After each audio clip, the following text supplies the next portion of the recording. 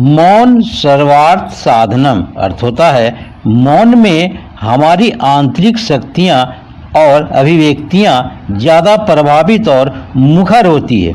वास्तविक रूप में मौन एक तितिक्षा है, अर्थात सहन शक्ति बनाने का माध्यम कह सकते हैं। मौन तप है, साधना है, जो मनुष्य समय समय पर पुरुषार्थ के लिए दिव्य शक्ति के समीप पहुंचने के लिए मौन अवस्था धारण करता है। महात्मा गांधी कहते हैं कि मौन में अंतर शक्ति को जगाने की प्रभावशाली सामर्थ्य होती है। जहां एक साधु अथवा योगी के लिए मौन अवस्था सर्वाधिक मूल्यवान निधि एवं धरोहर है, वहीं सामान्य जनमानस के लिए मौन अवस्था में की गई प्रार्थना साधना कभी निष्फल नहीं होता, ऐसा मुनिजन कहते हैं। मौन का अर्थ आप कतई ये न निकालें जो भय से उत्पन्न हो या हुआ हो। यहाँ संयम जन्य मौन की बात कर रहा हूँ, जो साधुता है, तपस्वी का भूषण है। अमेरिका के प्रथम राष्ट्रपति हेनरी वाड्सवर्थ लॉन्गफेलो, जो एक कवि भी थे, उन्होंने कहा था, मौन और एकांत आत्मा के सर्वोत्तम मित्र हैं। इंद्रियों को अपने काबू में रखने का माध्यम मौन है। जो मौन साध लेता है वह सारी इंद्रियों को अपने बस में करके जितेंद्रिय कहलाता है। भगवान श्री कृष्ण ने गीता में कहा है, जो पुरुष अपने इंद्रियों को बस में रखता है वही साधु है, वही सुखी रहता है। चिंतक फ्रैंकलिन ने कहा है, चींटियों से अच्छा कोई उपदेश नहीं दे सकता, क्योंकि वह मौन रहती है। मौन का अर्थ है ऊर्जा के बिखराव को समेटना एवं संग्रहित कर उच्च स्तरीय पुरुषार्थ में नियोजित करना। मौन साधक अतीत के अनुभवों से अर्जित ज्ञान संपदा को मौन स्थिति के क्षणों में पुनः नियोजित कर एक नवीन विचारधारा को एक कलाकार की तरह मूर्त रूप देता है। ऐसी विचारधारा जो सर्व कल्याणकारी होती है। वाक सिद्धि की ऊर्जा का सर्वाधिक सुनियोजन मौन साधना में होता है। संग्रहित शक्ति द्वारा ऐसे साधक स्वयं को पूर्णता की दिशा में ले जाते हैं। लोग आपकी बातों को सुनना पसंद करते हैं, लोग आपकी बातों को अहमियत देते हैं, आपकी वाणी में सम्मोहन होता है।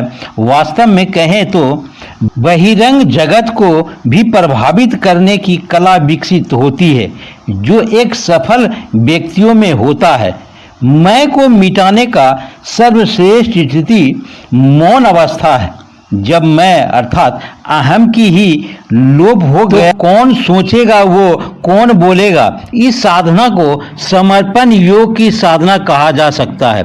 जो जितना गहरा होता है वह उतना ही मौन होता है। स्थिर जल गहरा होता है। युक्ति मौन के संबंध में यही सिद्ध होती है कि मौन बुद्धिमानी का दूसरा नाम है, जो मनुष्य का सर्वोत्तम आभूषण है। कहते हैं, घोंसला सोती हुई चिड़िया को आश्रय देता है।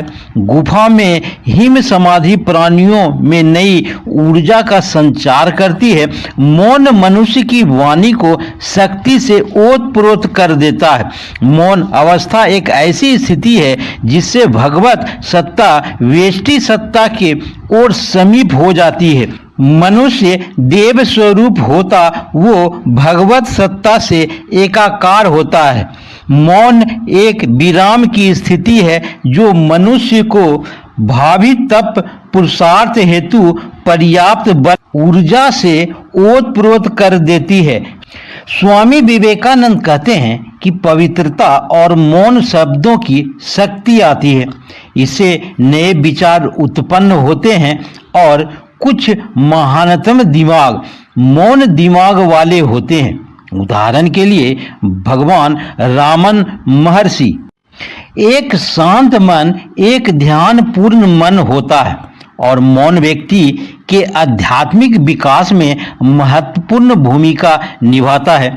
व्यक्ति अपने व्यक्तित्व के आंतरिक केंद्र में गहराई तक जाकर अपने भीतर ईश्वर की चिंगारी को महसूस कर सकता है।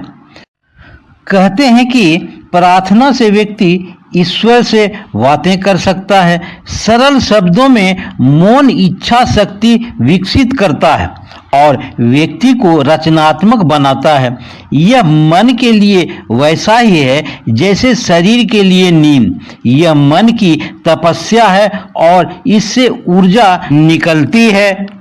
तो ये था मौन सर्वार्थ साधनम। आशा करता हूँ अच्छे लगे होंगे, तो आप लाइक करें। पहली बार देख रहे हैं तो सब्सक्राइब करें। धन्यवाद।